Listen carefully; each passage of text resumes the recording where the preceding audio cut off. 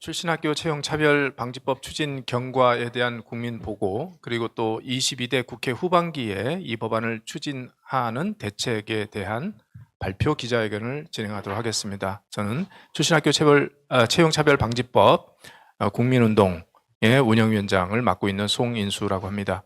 여러분도 아시다시피 올해 1월 20날 우리 국회에서 420명의 우리 시민들과 그리고 또 3개 부처의 장관들 그리고 국회의장을 비롯해서 10명 이상의 의원들이 함께 이 법안을 추진하는 국민대회를 개최했습니다. 그리고 그 이후에 저희가 약 한 3개월 정도 경과됐는데, 이 시점에서 저희들이 이 법안 추진 현황이 어떻게 되어 있고 또 앞으로 어떻게 진행할 것이다 하는 것들을 소상하게 말씀드리기 위해서 기자회견을 진행하게 되었습니다.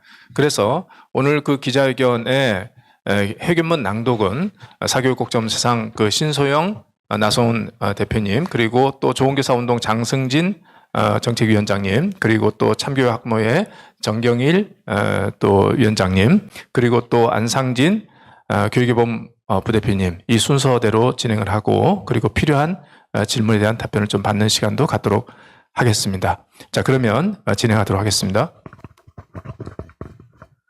출신학교 채용차별방지법 추진 국민운동은 오늘 4월 30일 오전 10시 반에 교육개범 사무실에서 출신학교 채용차별방지법 추진 경과 국민보고 기자회견을 개최하게 되었습니다.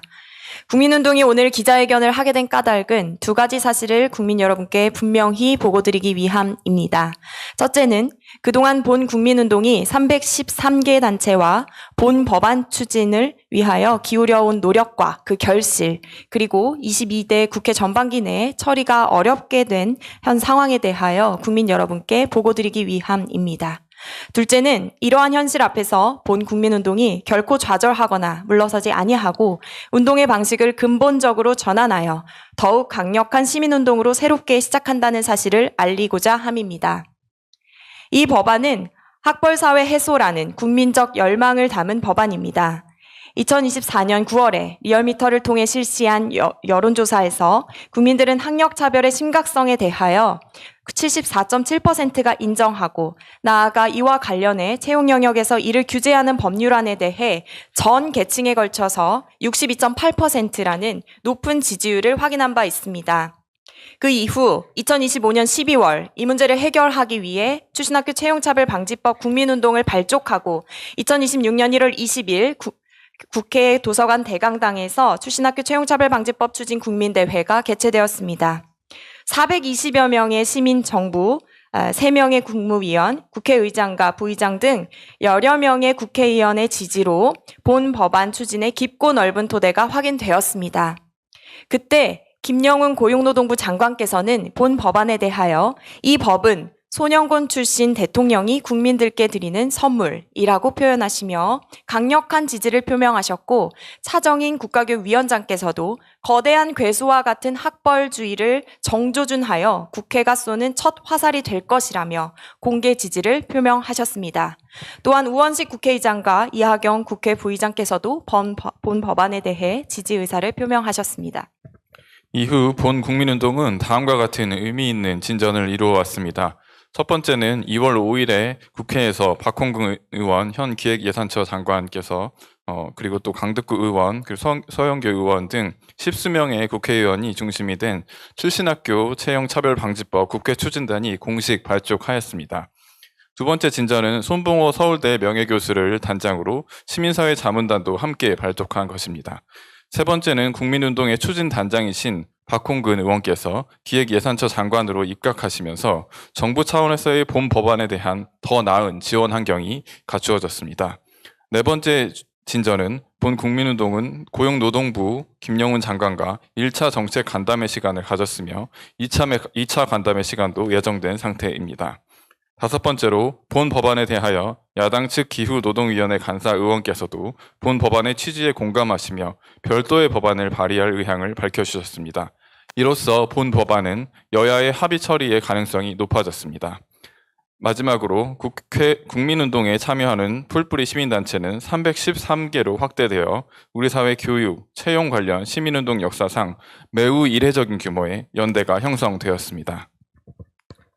이러한 의미 있는 진전에도 불구하고 본 법안의 22대 국회 전반기 내 처리는 어렵게 되었습니다. 이 법안의 처리를 위해 가장 중요한 국회 단위는 국회 관련 상임위, 기후노동위입니다. 국민운동 측은 2월 23일 박홍근 추진단장 및 강득구 의원과 함께 기후노동위원회 여당 간사의원을 면담하였으며 긴 시간 대화를 통해 간사의원께서는 본 법안에 대한 신중한 입장을 가지고 계심을 밝히셨습니다. 국민운동은 2달간 여당 간사의원께서 제기하신 모든 우려에 답하기 위한 다양한 자료를 마련하여 4월 14일 설명을 해드렸습니다. 이어 4월 27일에는 국민운동의 운영위 단체 대표자 10여명이 간사의원과 다시 만나 본 법안 처리 방향에 대하여 폭넓은 의견을 나누었습니다. 이 자리에서 간사의원은 이 법안에 대해 반대하지 않으나 간사 한 사람이 모든 책임의 짐을 지는 것보다는 정부의 더 큰 협조와 더 넓은 국민적 공감대 속에서 진행하는 것이 필요함을 밝혔습니다. 또한 물리적으로 6월 지방선거를 앞두고 있는 현재 4월 기후노동위 소위는 개최가 불투명하며 따라서 22대 전반기 처리가 사실상 어렵게 되었습니다. 많은 국민들께서 이번만큼은 도입될 것이라는 큰 희망을 가지셨고 313개 단체 또한 그 기대 속에서 함께 걸어왔고 우리 또한 그 이상으로 더 어찌할 수 없는 최선을 다했던지라 22대 전반기 처리의 무산이라는 현실에 큰 충격을 받았습니다. 그러나 국민운동은 이를 운동 자체의 좌절로 받아들이지 아니하며 오히려 더 강력한 국민운동으로 발전시켜 나가는 계기로 삼고자 합니다. 오늘 국민운동은 한 단계 무산의 보고를 드리는 것 이상의 말씀을 드리고자 합니다. 본 국민운동은 오늘을 기점으로 운동의 방식을 근본적으로 전환합니다. 지난 2년간 국민운동은 입법을 위하여 정치권 인사 한 분 한 분을 찾아뵙고 정중하게 요청하는 방식으로 활동해 왔습니다. 이 방식은 본 운동의 토대가 되어 주었습니다. 그러나 정중한 요청만으로는 본 법안 처리에 한계가 있을 수 있다는 사실 또한 이번 과정을 통해 함께 확인하였습니다. 이에 본 국민운동은 이러한 어려움에 굴하지 아니하고 정중하되 끈질기게 나아갈 것입니다. 한 번의 좌절이 운동의 걸음을 멈추지 못합니다. 또한 국민운동은 좀 더 공개된 운동을 통해 우리의 요구를 전달하고 그것을 국민 여러분께 있는 그대로 보고드리고자 합니다. 어디에서 막히고 있는지, 어디에서 뚫리고 있는지 소상히 말씀드리겠습니다. 아울러 국민운동은 소수의 시민이나 운동가가 이끄는 것이 아니라 313개 시민, 청년, 교육, 노동단체의 연합체입니다. 한두 사람이 지치더라도 운동은 계속될 수 있도록 더욱 튼튼한 조직체계를 새롭게 구축해 나가겠습니다. 마지막으로 본 국민운동은 시민 권력의 자리를 지킵니다. 민주주의에서 주권은 국민에게 있으며 정치 권력은 그 주권을 위임받아 일하는 것입니다. 본 국민운동은 정치인에게 부탁하는 민원인이 아니라 국민의 목소리를 대변하는 시민 권력의 정당한 주체입니다. 이 점을 잊지 아니하고 법안 처리를 위하여 계속 나아가겠습니다. 이러한 자세에 따라 본 국민운동은 다음과 같은 9개 과제를 본격적으로 추진하고자 합니다. 첫째, 오늘 기자회견을 계기로 즉시 국민운동 내 출신학교 채용차별방지법 추진 비상대책기구를 출범시킵니다. 노동인권교육 청년 등 각 영역의 단체 대표자들을 중심으로 공동대표단을 구성하여 더 강력하고 확장된 시민운동의 체계를 갖추어 나가겠습니다. 둘째, 현재 313개의 풀뿌리 시민단체를 500개 단체로 확대하여 본 법안 통과를 위한 국민운동의 기반을 더욱 두텁게 만들겠습니다.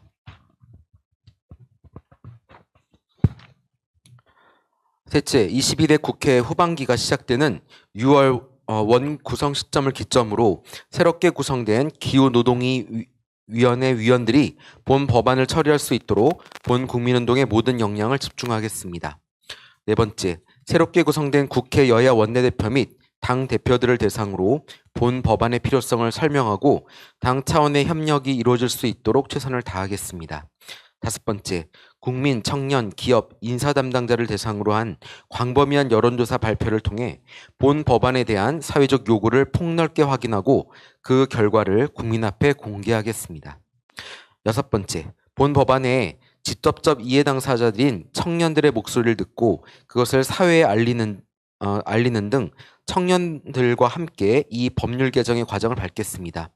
또한 기업 관계자 및 기업 연합회와의 긴밀한 소통을 통해 그들의 의견을 듣고 본법 통과에 따른 기업의 불편을 최소화하여 선진적 채용 문화의 확산에 적극 협력해 나가겠습니다. 일곱 번째, 본 법안 통과에 따른 다양한 지원 정책을 치밀하게 검토하고 정부와 협력하여 그 정책의 수립 및 추진에 함께 나서겠습니다. 여덟 번째, 본 법안 통과가 채용 문화 개선, 사교육비 경감, 청년 행복 증진 등에 미치는 사회적 효과에 대한 연구, 논의를 학계 연구기관 시민사회와 함께 진행하여 본 법안의 의미를 국민 앞에 더욱 풍성하게 알리겠습니다. 아홉 번째, 본 법안이 통과되는 즉시 전국 17개 시도교육청과 함께 본 법률 개정이 교육에 주는 의미를 설명하고 교육 변화에 학부모, 교원, 교육단체들이 적극 나설 수 있도록 이끌겠습니다. 이 9개 과제는 본 국민운동이 단순히 입법 압력단체가 아닌 본 법안 통과를 위하여 우리 사회 각 전체의 채용 문화와 교육 풍토를 함께 변화시키고자 하는 종합적 시민운동임을 분명히 보여주는 것입니다. 출신 학교와 학력으로 사람을 가리는 사회는 이제 바뀌어야 합니다. 공정한 채용, 능력 중심의 평가, 다양한 인재가 자기 자리를 찾는 사회는 법의 정신이자 국민 모두의 요구입니다. 국민도 청년도 기업도 이미 답하였습니다. 국민은 이 법을 원하고 있습니다. 국민운동 313개 단체는 오늘 이 자리에서 국민 여러분께 약속드립니다. 이 법안이 국민의 요구대로 실현되는 그날까지 국민운동은 멈추지 아니할 것입니다. 그리고 국민운동은 더욱 강력한 시민운동으로 발전하여 22대 국회 후반기에 본 법안의 처리를 반드시 이루어내겠습니다. 국민 여러분과 언론의 깊은 관심과 변함없는 지지를 부탁드립니다. 감사합니다. 2026년 4월 30일 출신학교 채용차별방지법 추진 국민운동. 네. 이상으로 기자회견문 낭독을 마쳤는데요. 혹시 궁금하신 그 부분들 좀 질문 주시면 저희들이 답변 드리도록 하겠습니다. 네. 네. 그럼 마이크를 좀, 저 뒤에 있습니다. 네. 예, 저 CBS 오요셉 기자입니다. 네네. 일단 그 기후노동위 여당 간사가 제기한 그런 우려가 구체적으로 어떤 거였고 또 어떻게 설명을 하셨는지 궁금하고요. 네네. 그리고 아까 이제 당사자인 청년들의 이제 목소리를 함께 담겠다고 그런 활동으로 나아간다고 하셨는데 좀 구체적인 방안이 궁금합니다. 네, 제가 답변을 좀 드리도록 하겠습니다. 네, 김종우 의원님, 야당 간사님의 그 말씀은 일단 반대는 하지 않는다. 이 점을 분명히 좀 하셨습니다. 그런데 다만 그 여당 간사 한 사람으로 이 법안 처리의 짐을 지고 이 상황들을 풀어가기가 어렵다, 무겁다, 이 점을 분명히 이야기를 좀 하셨고요. 그래서 그분의 그 요청은 무엇이냐면 두 가지인데, 이것은 정부 입법이 아니라 의원 입법으로 하는 것이 불가피하더라도 정부가 힘있게 나서줘야지 자신들이 그만큼 이 법안을 처리하는 데 있어서 부담이 덜어질 수 있다. 이 점과 그리고 국민적 공감대를 더 모아달라 하는 이 두 가지를 좀 말씀하셨습니다. 그런데 저희가 좀 생각하기로 정부가 나서서 지원하는 것이 필요하긴 하지만 이미 국무위원 3명이 나와서 지지 발언을 했고요. 그리고 또 주무부서인 그 고용노동부 장관도 발언을 그렇게 강하게 하시고, 또 국무위원 중에 한 사람은 내가 개인적인 어떤 지지 발언을 한 것이 아니라 그 발언이 얼마나 엄중한지 그것을 알면서 그 발언을 한 것이기 때문에 사실은 정부의 역할들을 상당히 의미 있게 해왔다 말씀을 좀 하셨습니다. 그러나 어쨌든 정부가 더 나와서 적극적으로 지원하는 것은 필요한 부분이 있을 수는 있겠죠. 그리고 두 번째, 국민적 공감대 부분인데요. 이것은 국민의 공감대는 매우 높은 수준으로 지금 이루어지고 있다. 우리 지난번에 작년, 재작년 설문조사 보니 62.8%로 확인됐습니다. 이 법에 대한 그 지지 여론이. 그런데 아마 청년들은 더 반응이 높을 겁니다. 저희가 하반기에 그와 관련된 여론조사도 발표할 텐데요. 이미 매우 압도적인 숫자의 어떤 비율의 국민들 공감대가 있고, 그리고 또 313개 단체라고 하는 사실은 매우 이례적인 그 연대 운동이 지금 진행되고 있는 상황이고, 또 100여 차례 이상의 저희가 그 1월 20일 국민대회 이후에 언론 보도가 났고, 그 양도 엄청났지만 단 한 건의 부정적인 보도도 나오지 않은 등 언론의 그 지원과 또는 우호적인 태도도 굉장히 좀 의미 있게 확인되고 있습니다. 그렇기 때문에 어떻게 더 국민의 공감대를 이끌어낼 것인가 하는 부분에서는 오히려 의원님이 답하셔야 될 부분이지, 뭐 저희는 충분히 국민의 공감대를 확인했다, 그렇게 말씀드리고요. 다만 이 법이 어쨌든 간사 한 사람이, 의원 한 분이 법안 처리를 하는 것이 부담이라고 느끼고 있는 것은 또 사실이기 때문에 저희가 그 짐을 어떻게 더 가볍게 해드릴까 하는 차원에서 다각도로 저희가 또 종지를 모으려고 지금 준비하고 있습니다. 네, 그리고 아마 청년들의 목소리를 어떻게 좀 반영할 것인가 하는 그 부분인데요. 보도자료를 보시면 아시겠지만 그날 10명의 우리 단체 대표자들이 갈 때도 청년 대표들이 3명이나 갔었습니다. 그래서 저희들은 앞으로 국민들의 그 여론도 확인하지만 청년들이 이 법에 대한 그 지지 여론, 찬반의 여론도 확인을 할 것이고, 이것이 청년들의 남녀 그리고 또 연령대별로 그 20대만 있는 것이 아니십니까? 30대도 있고 또 남성도 있고 여성도 있고, 그래서 아주 촘촘하게 그 구간을 확인을 해서 청년들이 이 법에 대해서 가지고 있는 태도를 확인하고, 그리고 또 이 법률을 제정하는 데 있어서 청년 단체들과 함께 목소리를 담아내고 또 목소리를 내는 그 일들을 저희가 좀 조직적으로 해볼 생각을 가지고 있습니다. 예, 또 좋습니다. 네, 마음껏 하시면 저희가 또 답변 드리도록 하겠습니다.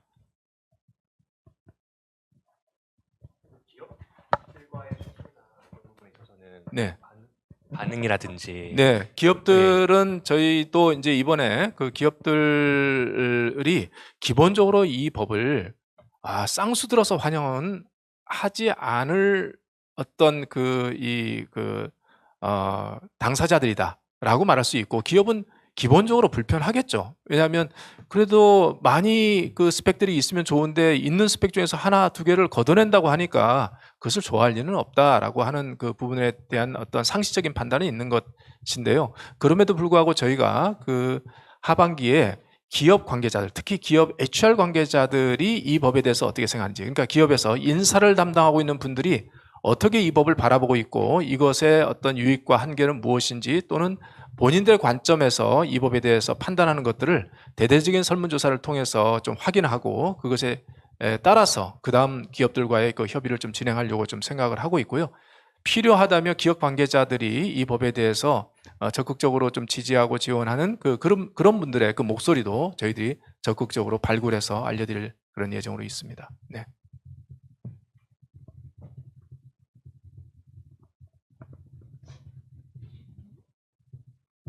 네. 그러면 이 정도로 좀 마치고요. 여기 네? 질문이 하나 있다고요? 유튜브에서. 네. 그러면 아니요. 마이크 잡고 하십시오. 유튜브에서 질문이 한 건 들어왔는데요. 정말 잘한다님이 질문을 주셨는데, 국민운동은 2달간 여당 간사 의원께서 제기하신 모든 우려, 구체적으로 어떤 우려가 제기됐고 어떻게 설명하셨을지 궁금합니다. 라는 답변을 남겨주셨습니다. 네. 아까 말씀을 좀 드렸고 그 말씀으로 좀 이렇게 가름해도 되지 않을까 좀 싶습니다. 그런데 이제 그 여당 간사님의 말씀 우려사항 그 부분들 외에도 일반 상식적으로 우려하는 그 부분들이 있지 않습니까? 예를 들어서 기업이 좀 부담스러워한다. 특히 이런 방식은 기업의 어떤 자율권을 좀 침해하는 행위다.